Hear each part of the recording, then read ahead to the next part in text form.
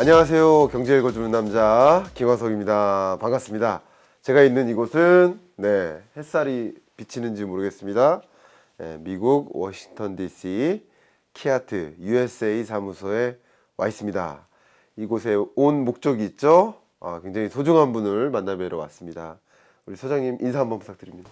네, 안녕하세요. 한국산업기술진흥원 미국사무소장 김은정입니다. 만나서 반갑습니다. 네. 먼저 오신 분들을 위해서 좀 설명해 드리면 좋을 텐데요.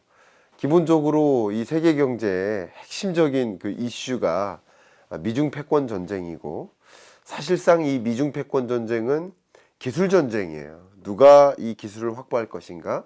근데 그 와중에 IRA, 인플레이션 감축법을 발의하고 또 IPEF가 출범하면서 또 더더군다나 미국과의 공조나 기술 협력이 더 중요해진 상황이라고 생각이 돼요. 그래서 이제 한미 간의 기술 협력이라는 것이 굉장히 중요한 과제, 이슈로 좀 등장한다라고 저는 개인적으로 생각을 하고 있는데, 우리 소장님 입장에서 한미 간의 이 기술 협력을 추진하는 그 포럼을 준비하시는 또 핵심적인 인물로서 어떻게 보고 계십니까? 그 한미 간의 기술 협력이 갖고 있는 의의, 뭐 이런 것들 어떻게 생각하십니까? 말씀 주신 대로 지금 여러 가지 상황들이 뭐 IRA, 그다음에 미국에서 최근 들어서 칩스 액트, 칩스 사이언트 액트, 아니면 바이오 관련된 행정명령 이런 것들이 굉장히 이제 쏟아지듯이 나오고 있는데요. 그런 중에 저희가 이제 산업부랑 키아트랑 같이 이렇게 여기서 공동으로 R&D 협력 포럼을 연다는 거는 굉장히 시의적절한 일이라고 생각을 하고요. 그리고 이번 포럼에는 저희가 연방정부기관, 그 다음에 연방정부 아래에 있는 저희 같은 R&D를 지원하는 기관, 여기에 현지에 있는 반도체 협회, 연구자들, 그리고 기업들 다 초청을 해서 한국 기업들, 한국 연구자들하고 만나는 기회를 일단 마련을 했고요. 그래서 양국의 주요 정책들, 뭐 칩스 액트 관련된 펀딩 어포추니티도 있을 수 있고요. 또 NSF나 이런 펀딩 기관들의 새로 랩투 마켓을 지원하기 위한 사업들, 이런 것 양국의 정책을 공유를 하고, 또 양국의 연구자들이 만나서 우리가 어떤 기술을 같이 협력하면 좋을지 본인의 기술도 소개하고 또 같이 협력할 수 있는 아이디어도 얘기를 해보고, 그런 자리로 마련을 했습니다. 너무 좋은 기회일 것 같고요. 시기적으로도 한미 간의 그런 기술 협력이 너무나 중요한 그런 시점에 또 이렇게 키아트가 또 산업부와 함께 이런 한미 기술 협력 포럼을 추진하는 것, 굉장히 중요한 의미가 있다라고 저도 공감이 되는 상황입니다. 자, 그런 관점에서 키아트가 하고 있는 여러 가지 역할, 기여가 굉장히 중요한 것 같은데, 특히 중소 중견기업 입장에서 한미 간의 어떤 기술 협력이 필요하다라는 것을 충분히 인식하고는 있을 텐데, 키아트가 해줄 수 있는 역할, 기여, 또 어떤 것들이 있을까요? 말씀하신 대로 저희가 조사를 해보면 중소기업들이 가장 협력하고 싶은 국가는 미국입니다. 당연히 1등이고요. 근데 미국에 있는 주요 기관들, 연구자들에게 우리 기업이 내가 이런 좋은 기술이 있다라는 거를 소개하고 싶을 때 누구한테 어떻게 연락을 해야 될지, 그런 초기 연락을 하기가 굉장히 어려운 경우가 많고요. 그게 우리 기업들이 아무리 좋은 기술이 있다고 하더라도 자력으로 하기가 굉장히 어려운 부분입니다. 그래서 저희가 이제 그런 고충 사항들을 지원해 드리기 위해서 여기에 전 세계적으로 구축이 되어 있는데, 제외에 계신 한인 공학자분들을 각 연구 분야의 전문가분들을 네트워크로 구축을 하고 있고요. 300여 분 정도가 미국에는 계세요. 그래서 그분들이 본인들이 갖고 있는 연구 네트워크, 여기에는 기업들 네트워크 활용해서 한국의 기업도 이해를 하시고, 여기 미국의 현지 R&D 펀딩 사업도 아시고 기업들의 문화도 아시고, 그래서 중간에서 그 연결을 해주는 브리지 역할을 굉장히 해주시고 계시고요. 그래서 그분들을 통해서 이제 R&D 사업이나 그런 아이디어가 있을 때 컨설팅을 통해서 저희가 R&D 과제를 기획할 수 있게 도와드리고 있습니다. 말씀하신 대로 한국과 미국 간의 기술 협력이 너무나 중요한 시점인데, 키아트가 산업부와 함께 해주는 그 역할은 그 기술적 협력을 이어주는 다리 역할, 브릿지 역할을 하는 것이다 라고 좀 정리를 해주시는 것 같아요. 근데 결국 우리가 기대하고 있는 것이 12월에 개최될 한미 기술협력 포럼이죠. 그게 첫 번째 포럼 아닙니까? 이제 첫 번째 포럼이 있고 아마 뭐 두 번째, 세 번째 계속 장기화될 수 있겠는데 이 첫 번째 포럼이 갖고 있는 의의가 뭘까요?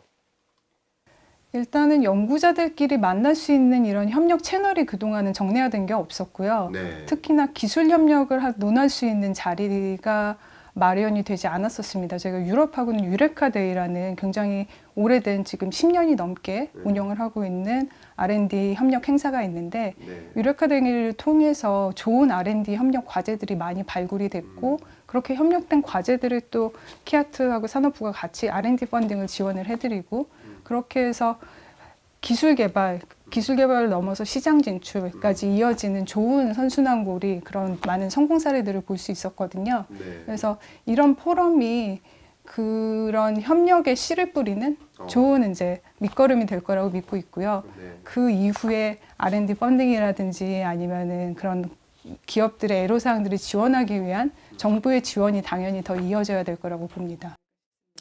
그렇군요. 일단은 한미 기술 협력 굉장히 중요하다고 생각이 되고 지금 중소기업들에게 상당한 기회가 있겠다라는 생각을 저도 하게 되는데 한미 간의 기술 협력이 정말 중요한 건가? 얼마나 중요한 건가? 이게 반드시 필요한 건가? 일단 저도 그 질문을 먼저 드려보고 싶어요. 아, 네. 근데 조금 더 이제 크게 질문을 보자면 왜 해외하고 네. 국제적으로 기술 협력을 해야 되지 우리 기업들이 그렇죠. 이런 질문으로 이어지는 건데요. 네. 뭐 너무 많이 들으셨겠지만 한 국가, 한 기업이 모든 걸 할 수 없는 이미 산업 구조이고요. 네. 그래서 한 개 기업이 한 개 분야, 한 개 기술에 있어서 전문성을 갖고 있을지라도 네. 한 제품을 만드는 데 있어서 A부터 Z까지 모든 기술을 다 갖고 있기는 불가능합니다, 지금. 예. 그렇기 때문에 반드시 누군가와는 협력을 해야 되고, 그렇게 했을 때 미국이 기술 분야에 있어서는 아직도 최강이거든요. 그렇기 때문에 한국 쪽에서 협력 수요가 분명히 있고요. 네. 그런 협력들을 잘 할 수 있도록 저희가 이제 지원하는 역할을 하고 있고, 왜냐하면 중소기업들이 그거를 자력으로 여기에 있는 좋은 협력 파트너들하고 협력을 만들어내기가 굉장히 어렵거든요.